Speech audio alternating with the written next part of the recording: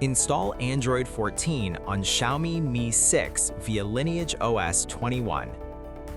Please check the description for important notes and download links. First, download ROM and GApps packages, then transfer the downloaded files to the phone's storage. Step 2. Boot your device into TWRP recovery. Step 3. Once you're in TWRP main menu, go to Wipe, Advanced Wipe, and select the checkboxes as shown in the image excluding internal storage. Step 4. Swipe the button to wipe the device. Step 5. Go back to the Recovery main menu and tap on the Install button. Step 6. Navigate to the downloaded path and select the ROM zip file. Step 7. Finally, swipe the button on the screen to install ROM file.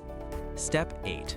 Once the ROM installation finishes, return to the main menu and install the GApps zip package in the same manner.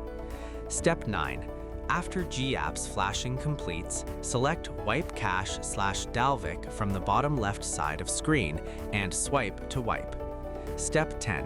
When the wiping process is completed, hit Reboot System.